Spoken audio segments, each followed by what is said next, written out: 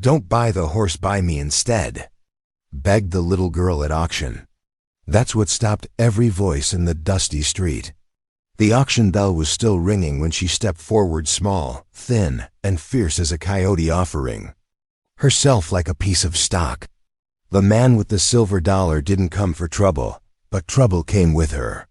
Snow was in the air, the church bell slow and hollow, when the deputy rode in with a paper calling her a thief. They say she stole gold. She says she was returning something far older and far more dangerous to the man who wants her gone. A burned pasture, cattle scattered, wagon tracks leading into the high pass. Somewhere beyond the pines, the traitor waits with the girl and the only proof of what's really his. In a land where the law wears a badge but justice rides alone, one choice will decide who freezes, who goes free, and who gets to keep the truth. This channel isn't just about stories. It's about remembering what still holds value: empathy, truth, and the courage to care. The winter sun cast long shadows across Cold Springs' dusty Main Street as Luke Morgan guided his wagon toward Thompson's General Store. His leg ached something fierce from the old war wound, making him grateful for the smooth, worn cane propped beside him. The mountain air held the sharp bite of coming snow, and he wanted to finish his supply run before the weather turned. The clang of an auction bell cut through the afternoon quiet. Luke pulled his horses to a halt, watching as a small crowd gathered near Whitaker's horse corral. His eyes settled on a thin bay mare tethered apart from the other stock. The horse's ribs showed through her winter coat, but there was good breeding in her fine-boned face and alert ears. "Next up for bidding," the auctioneer called out, his voice carrying across the yard. "One bay mare, sound despite being a mite lean.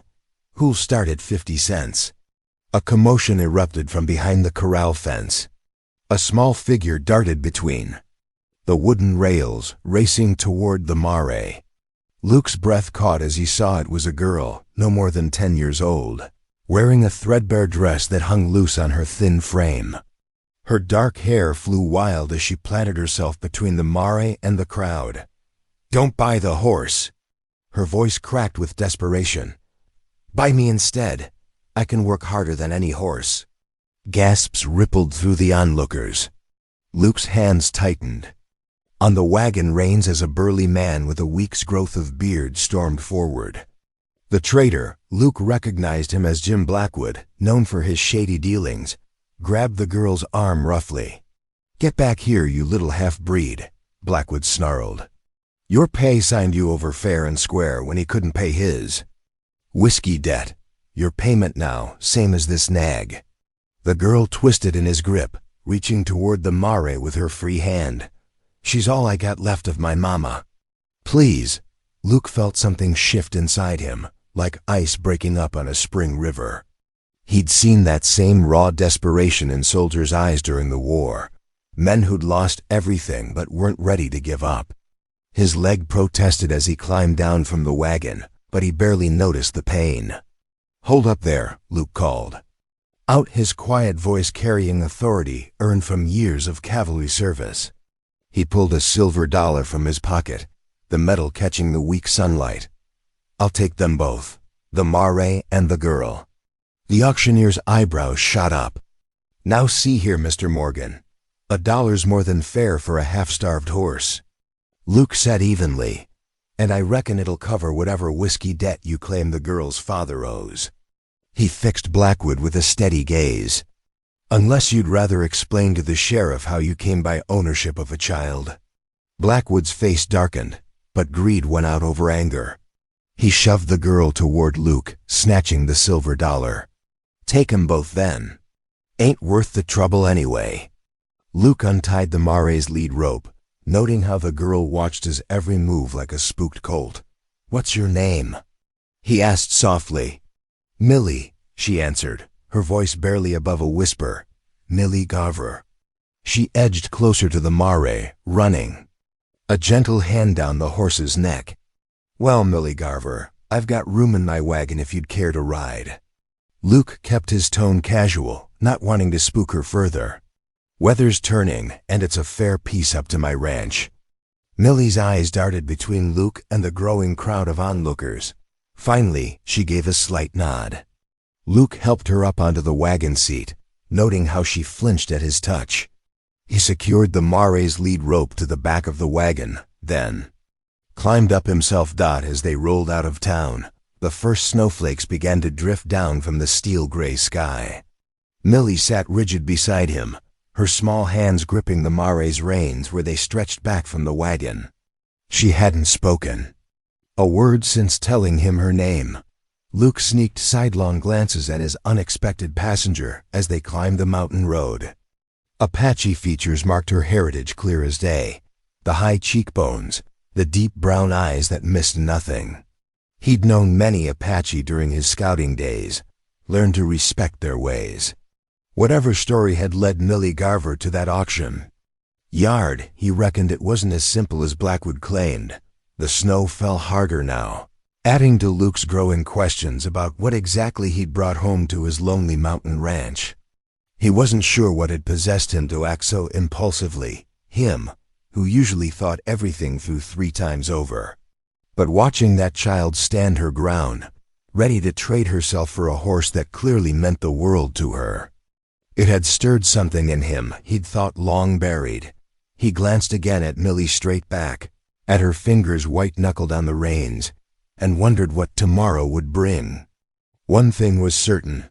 Life on his quiet ranch was about to change. The snow continued to fall, erasing their tracks as the wagon climbed higher into the gathering dusk.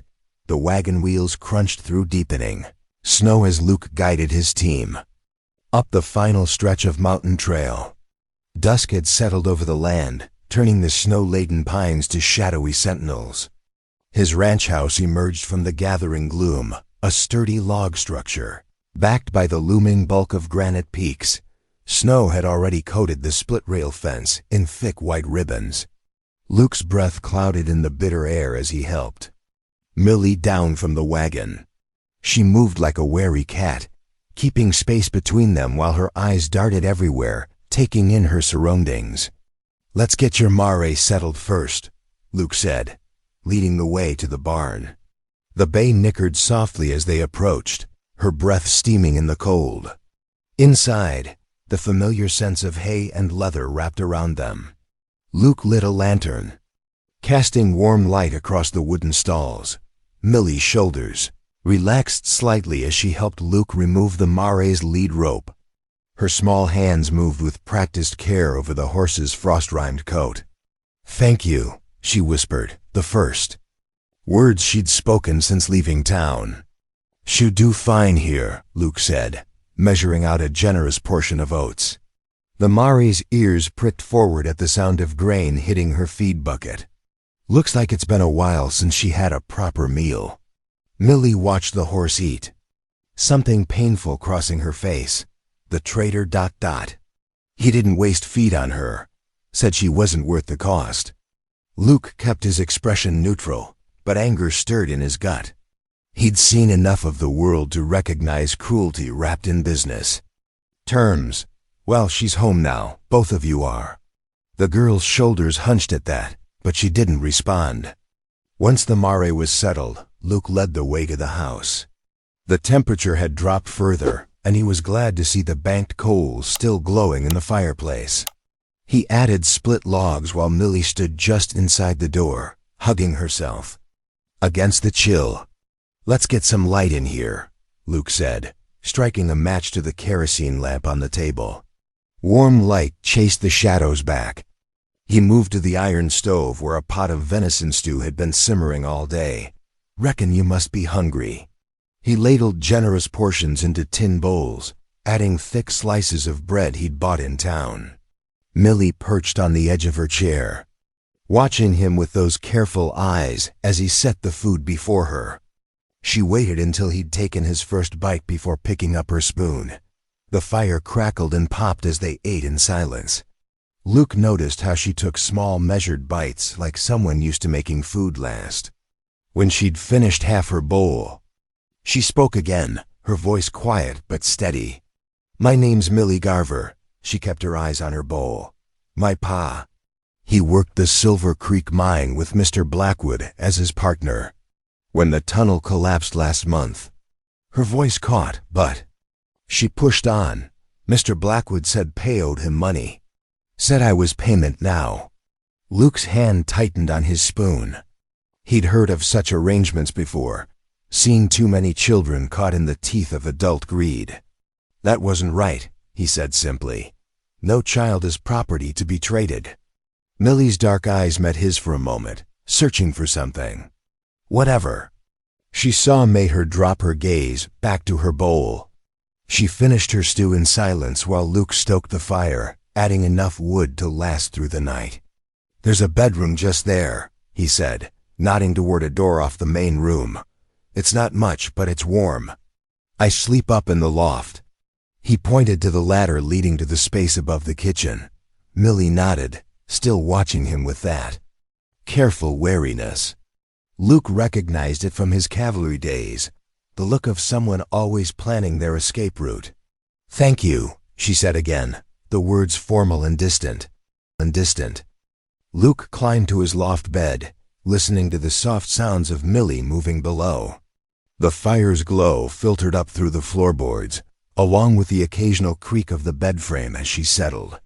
Outside, wind sighed through the pines, and somewhere in the distance, a coyote called to its mate. Sleep came slowly. Luke found himself thinking of another young girl he'd known during the war, an Apache, child separated from her family during the cavalry raid. He'd tried to help her then, but orders were orders. The memory still haunted him. Morning arrived with frost etching delicate patterns across the window panes. Luke woke to the sound of the pump handle creaking outside. He eased down the ladder, his wounded leg stiff with cold, and looked out the window. Millie stood at the well, throwing her slight weight against the iron pump handle. Her breath came in white puffs as she struggled with the frozen mechanism. Luke watched as she paused, studied the pump with narrowed eyes, then grabbed a bucket of water he'd left by the door. With careful determination, she poured it over the pump's workings, the way he did every winter morning to break the ice inside. Something in his chest tightened at the sight. Here was no helpless child, but a survivor who'd learned to study and adapt. He'd seen that same quiet grit in mountain folk who'd carved homes from wilderness, in soldiers who'd endured when others broke. Luke reached for his cane, ready to help with the morning chores, but he paused. Let her work it out, he thought. Let her know her own strength. Some lessons were best learned alone. 3 days of steady snowfall transformed Luke's mountain ranch into a white wilderness. The flakes fell thick and silent, piling against the barn doors and smoothing the yard into untouched drifts. Inside the warm house, Luke found himself settling into an unexpected rhythm with his young guest. Like this? Millie asked, carefully adjusting the stove's damper as Luke had shown her. Her small fingers were growing confident with the iron controls. Just right, Luke nodded, watching as she added another split log. Too much air and it'll burn too hot. Too little and the fire dies. Millie absorbed every lesson with quiet intensity. She learned to scatter corn for the chickens, timing it so the nervous birds would eat before the snow buried their breakfast. In the barn, she spent hours with her Mare, working tangles from the bay's mane with patient strokes of the curry brush. On the third afternoon, Luke noticed something new. A soft humming drifted from the barn, rising and falling in unfamiliar patterns. The melody carried words he didn't recognize, flowing and ancient sounding. He paused outside the door, not wanting to interrupt what felt like a private moment. Between girl and horse, the peace shattered at the sound of approaching hoofbeats. Luke's hand tensed on his cane as he made his way to the front door. Through the swirling snow, he recognized Deputy Caleb Sloan's gray gelding. The deputy's breath frosted in the air as he dismounted. His usual friendly expression was replaced by something more official. "Luke," he said, pulling a folded paper from his coat. "Got business to discuss." Luke's jaw tightened as he saw the official seal. Better come in from the cold. No need. Sloan cleared his throat. Got a warrant here concerning the girl. Blackwood's accused her of theft. Says she took gold dust from his strongbox before running off to that auction. Luke's grip whitened on his cane. That so? He swore it under oath. Sloan held out the warrant. I need to take her back to town. No, the word came quiet but firm. Luke, don't make this harder than it needs to be. She's accused of a serious crime. Movement caught Luke's eye. Millie stood in the doorway, her face drained of color. Her eyes darted between the two men, then to the deputy's horse, measuring distances. Like a rabbit spotting a hawk. Luke stepped forward, placing himself between Millie and Sloan. Snow crunched under his boots. Circuit judge won't be through till spring thaw. Girl stays here till then. You're risking charges yourself, harboring a fugitive. Sloan's hand didn't move toward his gun, but the threat hung in the air. Think about what you're doing. I have. Luke met the deputy's gaze. Tell Blackwood he can bring his proof to the judge. Meanwhile, that child stays where she's safe. Sloan studied him for a long moment. You're making a mistake, Luke. Don't say. I didn't warn you. He turned and mounted up, shaking his head. The gray's hoofbeats faded into the falling snow. Luke waited until the deputy was out of sight before turning to Millie. She stood frozen in the doorway, hands trembling as they clutched her shawl. Without a word, she bolted for the barn. He found her with the mar, fingers buried in the horse's mane. Her whole body shook. The bay nickered softly, turning her head to nose at the girl's shoulder. Reckon it's time you told me the whole story, Luke said gently. Millie's shoulders hunched. You'll make me go back. No, Luke eased himself onto a hay bale, but I need to know what we're facing. The girl was quiet so long he thought she wouldn't answer. Then she reached into her dress pocket and pulled out a small leather pouch. Her fingers worked the drawstring, revealing a gleam of colored beads. They're not gold dust, she whispered. They're sacred beads. From my mother's people. Luke leaned forward. The beads caught the dim barn light, showing deep blues and rich reds. Apache? Millie nodded. Mother wore them for ceremonies. When she died, they were buried with her. Her voice hardened, but Mr. Blackwood found the place. He took them, said they were worth money. I couldn't let him sell them. So you took them back. They belong with the ancestors. Millie's chin lifted. Mother taught me that. Some things are sacred. They're not for selling. Luke thought of graves he'd seen disturbed during the war, of sacred objects treated like trinkets. His leg ached with the old wound as he shifted on the hay bale. That evening, over a simple meal of beans and bread, Millie told him more. How she'd discovered the traitor had located her mother's burial site. How she'd waited until he was deep in his cups before retrieving the beads. The auction had been bad timing, Blackwood spotting her just as she tried to slip away. I was heading for the mountains, she admitted, breaking off a piece of bread to return them. Then everything happened so fast at the auction. Luke nodded, understanding now why she'd been so desperate that day. Not just fear for herself or the horse, but the weight of duty to her mother's memory. The fire crackled in the stove as snow continued falling outside. Luke watched Millie carefully return the pouch to her pocket, her movements gentle and reverent. The law might call it theft, but he recognized something deeper at work. A child's fierce protection of what was sacred. Tomorrow would bring its own troubles. For now, the warm kitchen held them safe as darkness gathered and snow erased their tracks from the world outside. Morning arrived with a brief respite from the snow. Luke stood at the kitchen window, watching the sun break through gaps in the clouds. His decision was made. He needed answers, and those wouldn't be found on his isolated ranch. We're heading into cold spring, he told Millie as she fed the chickens. Need to hitch up the wagon. Millie's shoulders tensed. Both of us? Gotta Safe place for you to stay while I look into some matters." Luke kept his voice steady, casual. "Mrs. Albright at the Mercantile, you remember her from town? She's good people."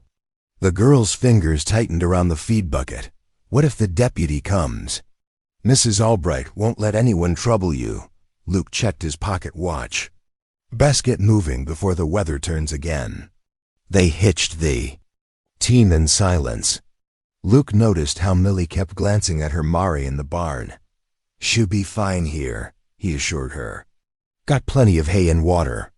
The 10-mile journey into Cold Spring took longer than usual, the wagon wheels crunching through patches of crusty snow. Millie sat beside Luke, clutching her small bundle of belongings. As they approached town, she drew her shawl tighter. Mrs. Albright was sweeping her store's front porch when they arrived.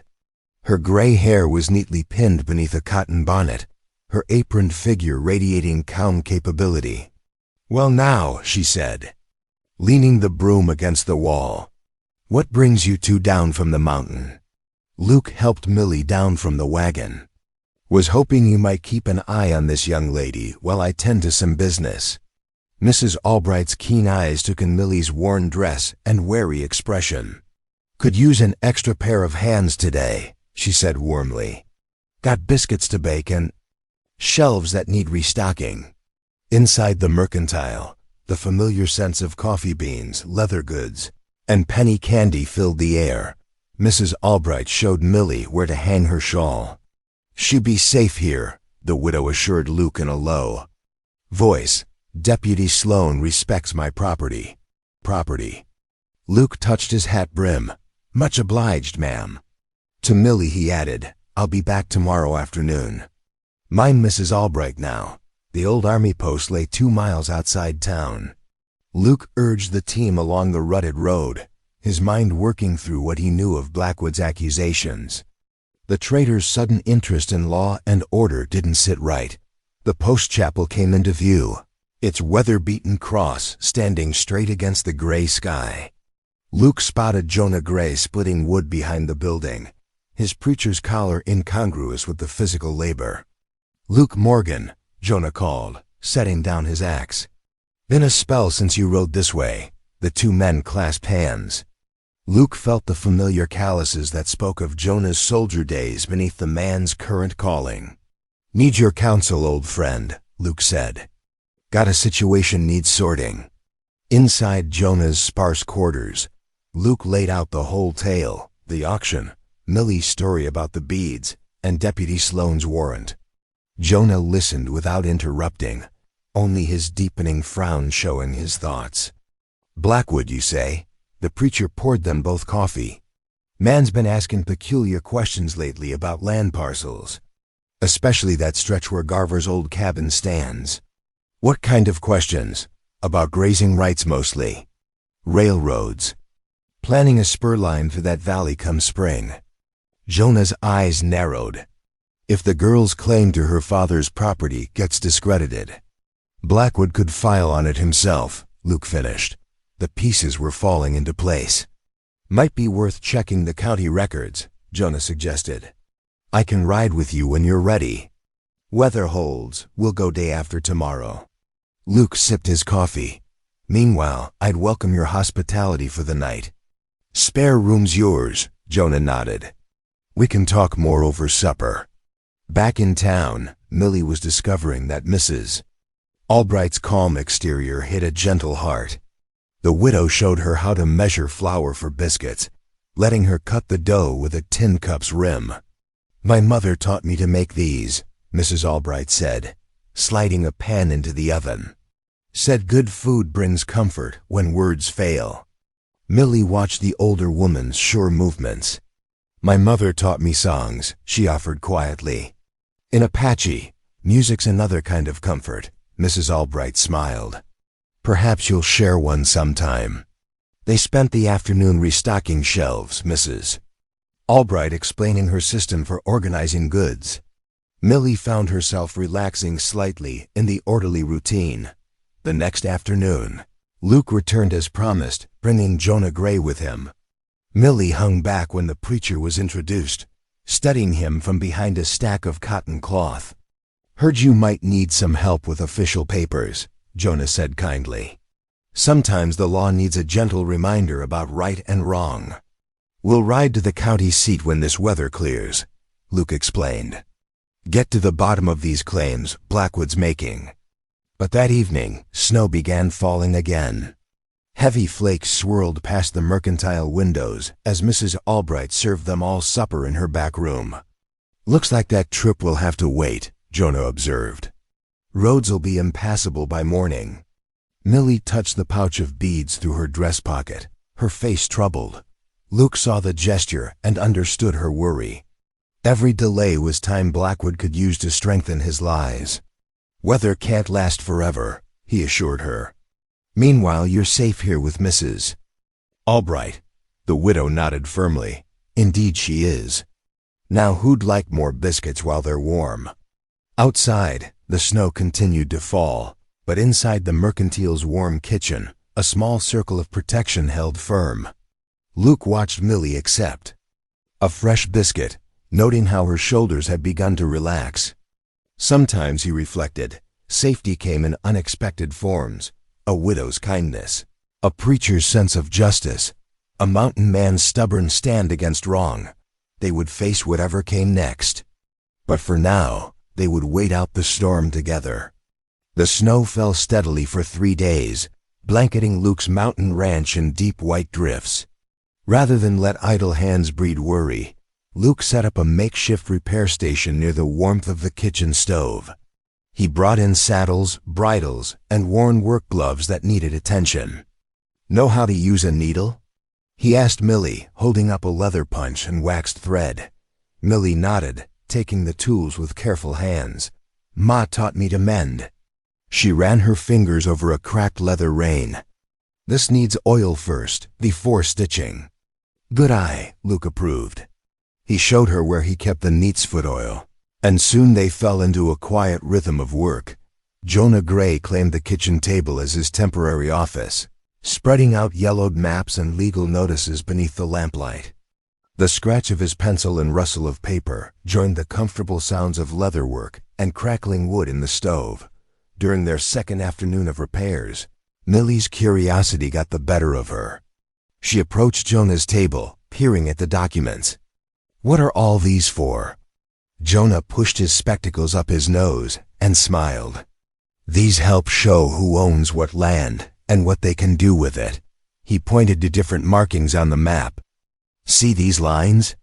They mark grazing rights where cattle can feed. And these marks show mineral claims where people can dig for ore." Millie frowned. "Like Pa's mine. Just so." Jonah's voice turned gentle. "These rights are like promises before God. When your pay staked his claim and filed these papers, it was a covenant, a sacred trust that the land would be his, and then yours after him." "Is that why the trader wants our land?" Millie asked, her small fingers tracing the map's lines. "Seems likely." Jonah shared a meaningful look with Luke. "Railroads coming through that valley makes the land mighty valuable." As they worked, Millie gradually opened up about her life before the auction. "Payon taught me to ride when I was real little," she said, stitching a split seam in a work glove. "Said I had a natural seat even before I could read proper." Luke noticed how her eyes brightened when speaking of her father. "He sounds like a good man." "He was." Millie paused in her sewing. "Ma used to sing while we worked, Apache songs about the mountains and stars. She said they were older than the trees." On the third morning, Luke woke to blessed silence. The constant whisper of falling snow had ceased. He found Jonah already at the window, studying the lightening sky. "Storms broke," the preacher said. "We should ride to Cold Spring while we can." They set out after breakfast, leaving Millie with strict instructions to keep the stove fed and door barred. The trail into town was heavy going, their horses picking carefully through deep snow. The clerk's office, when they reached it, was barely warmed by its pot-bellied stove. Jonah knew his way around the filing system, and soon they were poring over recent land claims. Luke's jaw tightened when they found what they were looking for, a filing by Blackwood, the trader claiming the Garver property as abandoned. "Look at the date," Jonah said grimly, tapping the paper. "Filed the same day he took Millie to auction." Luke's good leg ached from standing in the cold office. He planned it all. Get rid of the girl, claim the land. "We'll need witnesses," Jonah said, carefully copying down details. People who knew her father, knew the claim was legal and working. Mining camps mostly scattered for winter, Luke mused. But the assayer might still be around. And old Sam at the livery, he'd water their horses regular. Asterisk, they spent another hour making notes before heading back. The winter sun was already low, painting the snow-covered mountains in shades of rose and purple. Both men were stiff with cold by the time they reached Luke's ranch. Millie must have been watching for them. She met them at the barn door, a steaming coffee pot and tin cups in her hands. "Mrs. Albright showed me how to make it strong," she said proudly. Luke took a grateful sip, just what we needed. They led the horses into the warm barn, and Millie helped remove snow-crusted saddles while they explained what they'd found. Her eyes grew wide as she understood the trader's scheme. "He wanted the land all along?" she asked, her voice small. "Appears so," Jonah confirmed gently. "But don't you worry. The Lord sees what's right, and so do we. We'll set this straight." Luke watched Millie absorb this news, seeing not just fear in her face, but something stronger, determination. She was her father's daughter, all right. And they would make sure she kept what was rightfully hers. "Best get inside," he said, gathering up the empty coffee cups. "Sun's down, and it's getting colder. We've got plans to make." Together, they walked toward the warm light spilling from the cabin windows, leaving fresh tracks in the new fallen snow. The morning sun cast long shadows across the snow as Luke mounted his horse, adjusting his scarf against the biting cold. He'd decided that gathering support quietly would serve Millie better than confronting the traitor outright. Jonah rode beside him, their breath-forming clouds in the crisp air. "Best start with the Jensen place," Luke suggested, guiding his horse through the deep drifts. Their south pasture borders the Garver land. They found old man Jensen splitting wood in his yard. The elderly rancher leaned on his axe, squinting at them. "Heard you took in Tom Garver's girl," he said without preamble. "That's right," Luke replied.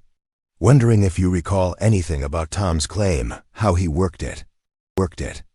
Jensen nodded slowly. "Remember that spring 3 years back when the creek flooded? Tom and the little one, Millie, they rode out to help us shore up fencing. Girl handed tools like she was born to it." He spat in the snow. "Shame what happened. In that mine, would you say that in front of others?" Jonah asked carefully. "Reckon I would. Tom Garver was a good neighbor. His girl deserves fair treatment. Not everyone proved as helpful. At the Wallace homestead, Mrs. Wallace wrung her apron nervously. That traitor, he extends credit when times are lean," she said, glancing at her husband. "Wouldn't feel right speaking against him." Each evening, Luke returned to find warm lamplight spilling from his cabin windows. Millie had taken to the ranch. Routine like a duck to water. She'd have the stove crackling, soup bubbling, and fresh bread cooling on the table.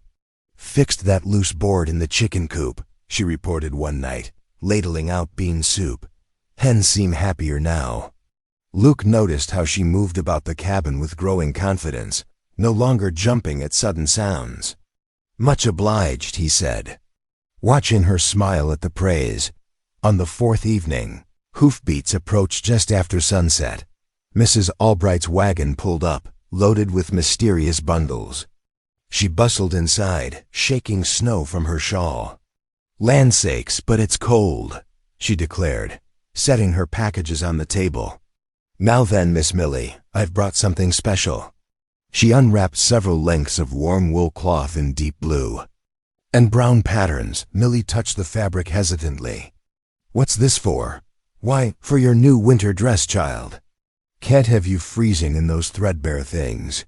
Mrs. Albright produced measuring string and pins. Come stand by the fire where I can see proper. Luke watched from his chair as Mrs. Albright took measurements, noting how Millie gradually relaxed under the widow's gentle chatter. When Mrs. Albright had her raise her arms, Millie actually giggled. There now, Mrs. Albright said, jotting numbers in her notebook. We'll have you looking fine as cream gravy in no time. The next morning brought clear skies and urgent news.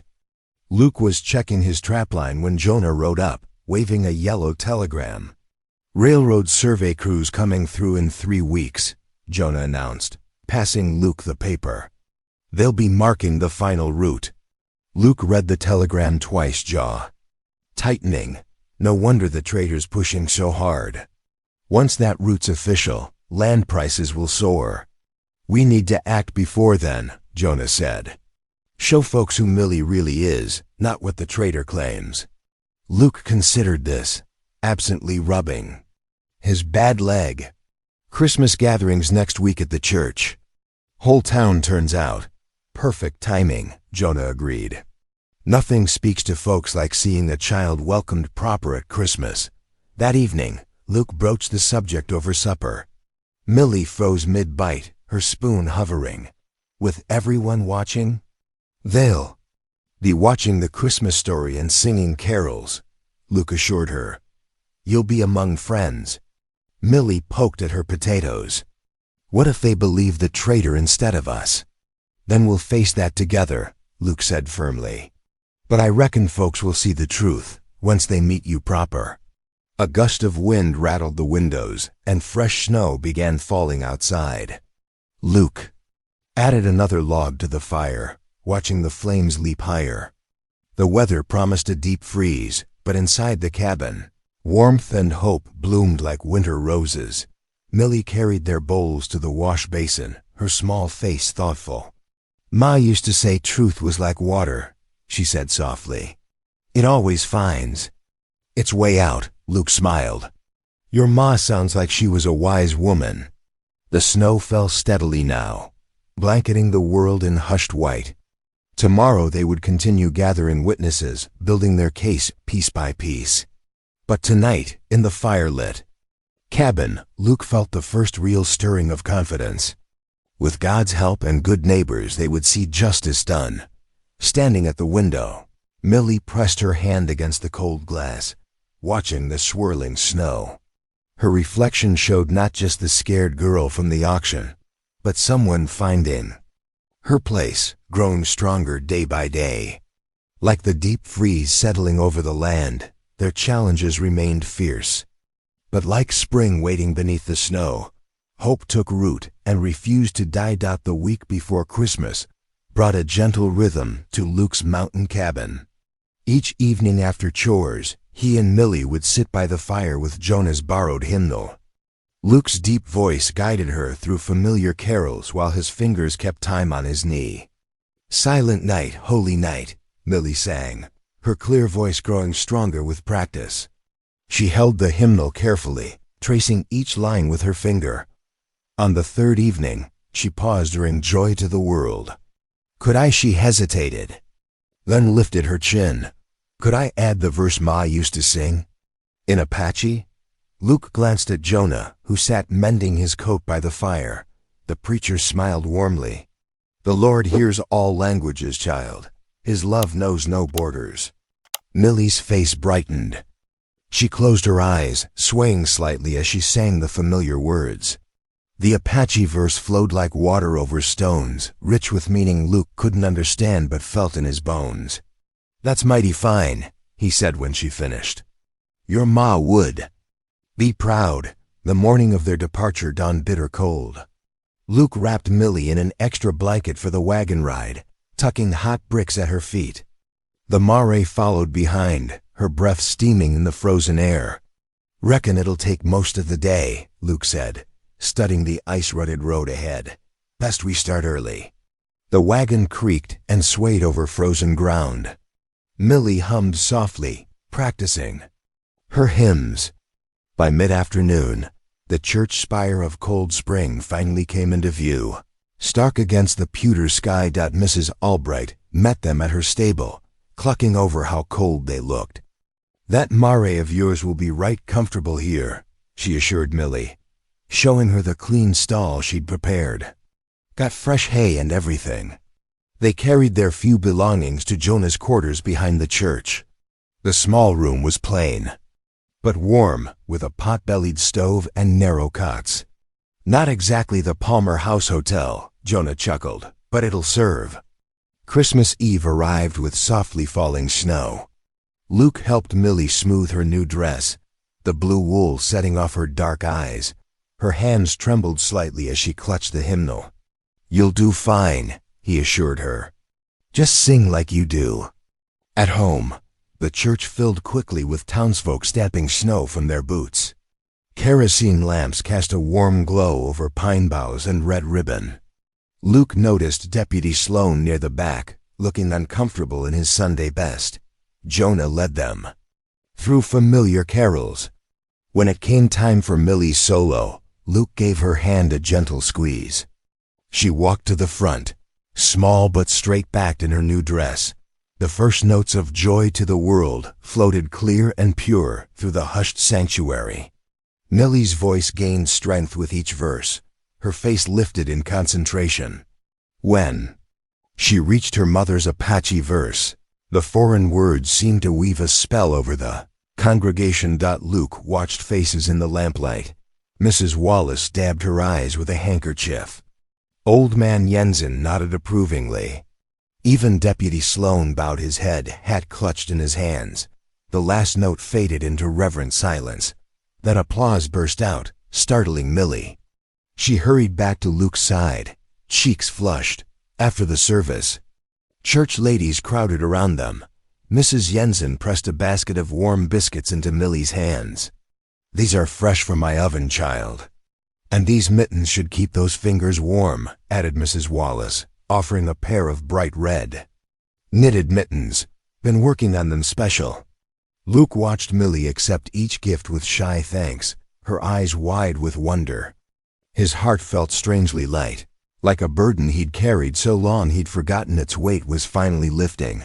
They walked back to Jonah's quarters through the falling snow. Millie clutched her presents, occasionally reaching down to touch the soft wool of her new dress. "I've never felt so ... She searched for words, so unalone. Luke understood completely. That night, as Jonah's quiet snores filled the room, Luke lay awake watching moonlight pattern the wall. For the first time in years, peace settled over him like a warm blanket. Sleep came easily, deep and dreamless. Outside, snow continued to fall on Cold Spring, covering the town in nature's own Christmas blessing. Inside the church's back room, 3 souls rested in the comfort of belonging, of promises kept, of hope renewed. 2 days after Christmas, Luke hitched the wagon for the journey home. The morning sun cast long shadows across Cold Spring's empty streets as they loaded their few belongings. Millie clutched her new mittens and the remnants of Mrs. Jensen's biscuits, carefully wrapped in cloth. "Much obliged for everything," Luke told Jonah, gripping his friend's hand. The preacher nodded. "Lord watch over you both on the trail." There. Progress was slow, the wagon's wooden axle groaning beneath them in the bitter cold. Millie hummed carols under her breath, her Apache verse weaving through the familiar tunes. The mare plodded behind, steam rising from her flanks. Near noon, they crested the final ridge overlooking Luke's ranch. Luke pulled the wagon to a sharp halt, his body tensing. Dark smoke rose from the lower pasture, twisting against the pale winter sky. "Stay with the wagon," he ordered, swinging onto his saddle horse.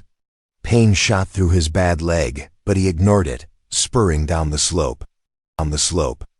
The wind howled like a hungry wolf as Luke guided his mare along the frozen creek bed.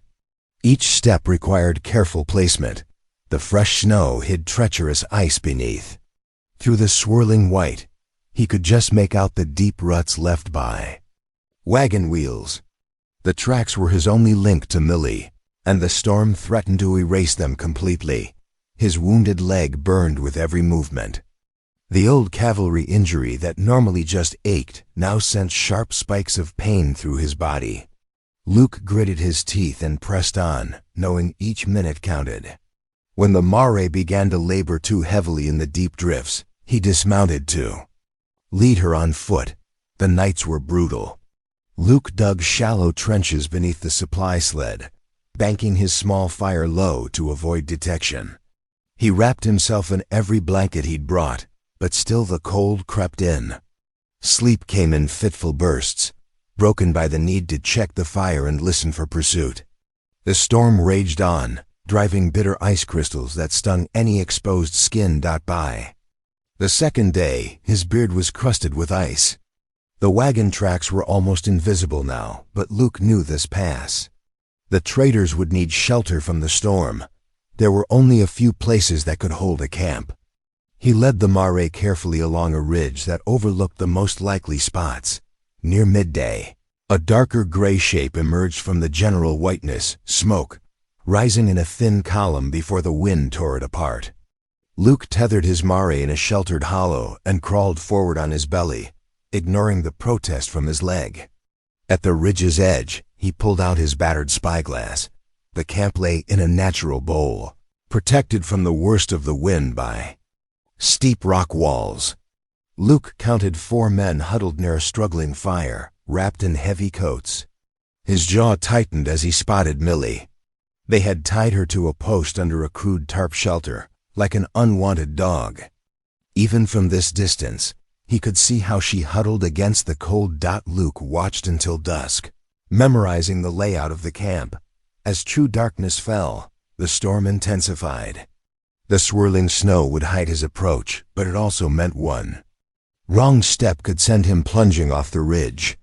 He left the supply sled hidden with his mare and began working his way down, testing each foothold.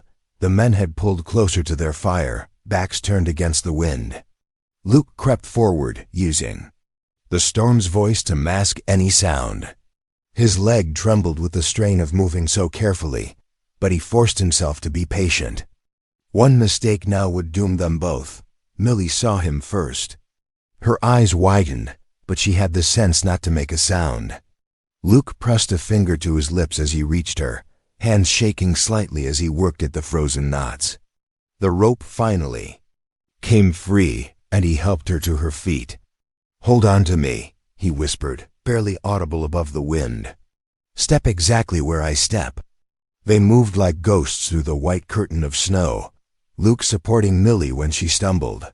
His heart pounded, until they were safely past the camp's perimeter. The climb back to his mare seemed to take hours, but finally they reached the sheltered hollow. Luke lifted Millie onto the mare's back, wrapping her in one of his precious blankets. They moved out immediately, knowing the storm wouldn't hide their tracks forever. Luke pushed them as hard as he dared through the darkness, using his knowledge of the past to avoid the worst drops and drifts. By dawn, they had put several miles between themselves and the traders' camp. Luke's leg had gone from painful to nearly useless, forcing him to lean heavily on his cane. He tried to hide his grimace each time he took a step, but Millie's sharp eyes missed nothing. "I can walk," she said firmly, sliding down from the mare. "You need to ride for a spell." Luke started to protest, but Millie fixed him with a stern look that reminded him powerfully of his own mother. "You can't help me if you can't walk," she said, "and I ain't having you fall off this mountain on my account." She took the mare's reins, leading the way through the deep snow. Luke watched her small figure breaking trail ahead of him, marveling at her strength. Together, they pushed on through the storm, each step taking them closer to home and safety. The abandoned trapper's cabin stood half buried in snow, its weathered logs barely visible in the white landscape. Inside, Luke and Millie found Dusty shelter from the howling storm. A crude stone fireplace dominated one wall, its chimney miraculously intact. Millie gathered fragments of old furniture while Luke cleared the flue, and soon they had a small fire crackling. "We'll wait out the worst here," Luke said, easing down onto a wooden crate. His leg had swollen badly during their escape, the knee stiff and painful. Millie watched him with concerned eyes. "Pa showed me how to wrap sprains," she said, pulling strips from her worn petticoat. "He said knowing medicine matters more than being strong sometimes." She knelt beside Luke, small hands working with gentle confidence. "Need to keep the swelling down." Luke winced as she packed snow around his knee, then wrapped it tightly. "Your pay taught you well," he said softly. They rationed their meager supplies carefully, jerky tough as leather. A handful of dried apples, snow melted for drinking water. The storm raged for 2 days, rattling the cabin's single window. During the long hours, they talked in low voices about things that mattered. "What makes somewhere home?" Millie asked on the second night, stoking their tiny fire. "Is it just having 4 walls and a roof?" Luke considered, watching shadows dance across the rough-hewn ceiling. "Reckon it's more about belonging," he said. "Finally, having folks who'd ride through a blizzard to find you, who'd wrap your hurts and share their last biscuit." Millie nodded slowly. "Like you did."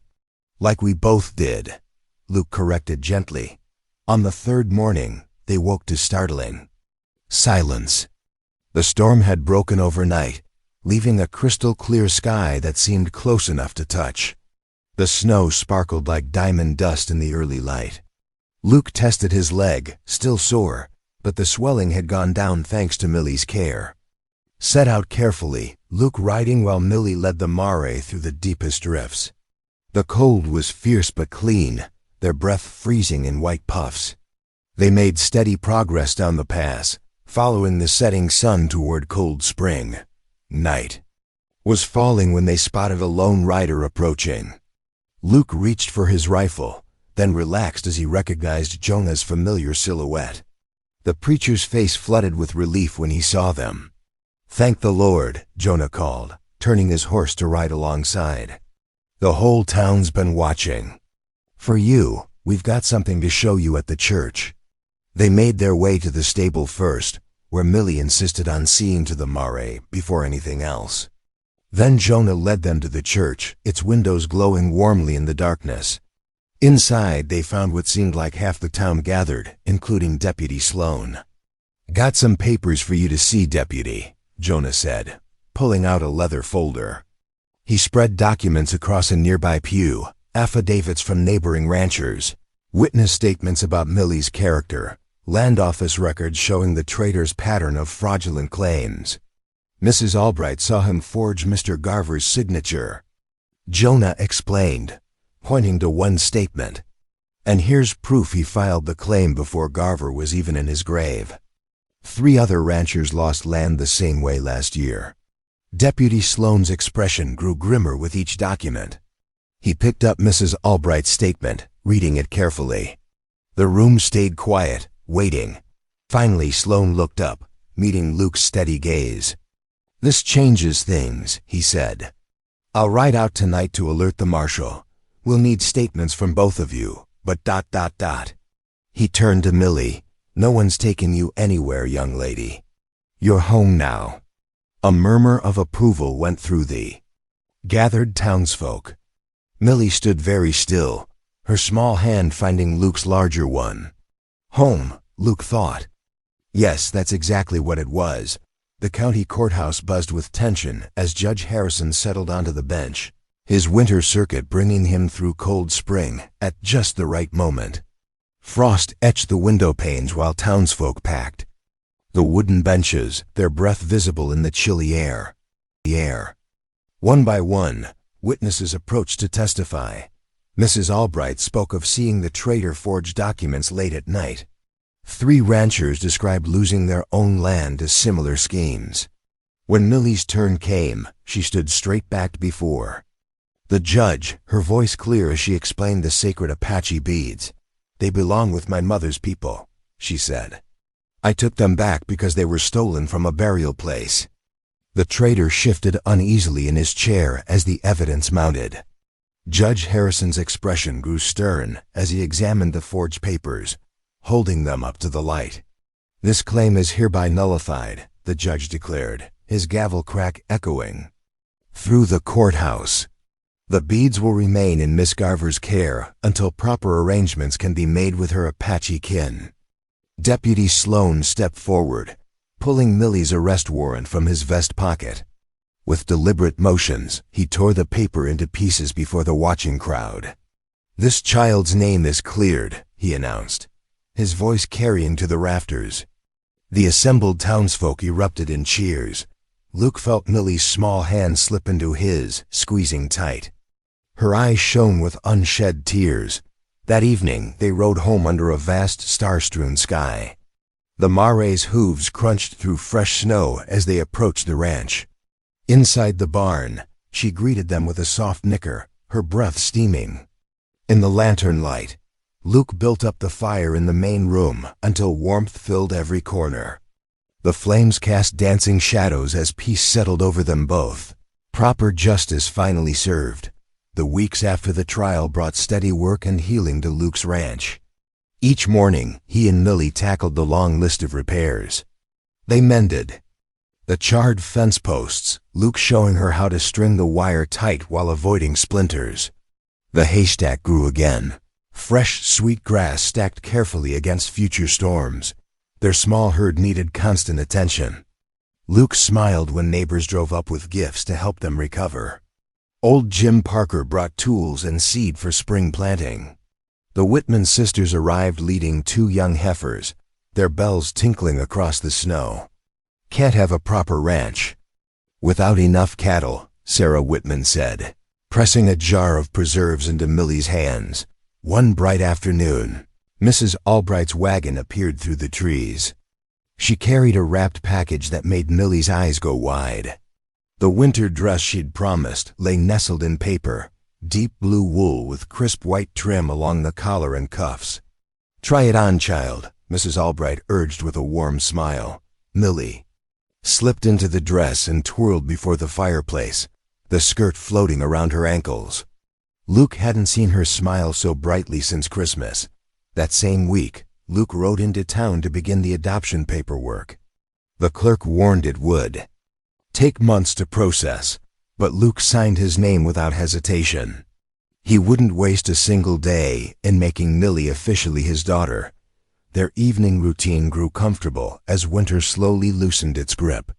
After chores, they sat by the fire reading from Jonah's Bible. Millie traced the longer words with her finger, determined to master each one. The first thaw came with March, dripping steadily from the eaves. Luke breathed in the scent of wet earth and new grass as he watched Millie scatter feed for the chickens. The tight band that had gripped his chest all winter was finally easing. Day by day. Easter morning dawned clear and bright over cold spring. Sunlight streamed through the church's plain glass windows, casting warm squares on the wooden floor. Millie stood tall in her new blue dress beside Luke, the sacred pouch of beads held carefully in her hands. The worn leather felt smooth against her palm, a bridge between past and present. Jonah Gray's voice filled the simple sanctuary as he spoke of shepherds seeking lost sheep, of wanderers finding their way home. His words wrapped around the congregation like a warm blanket.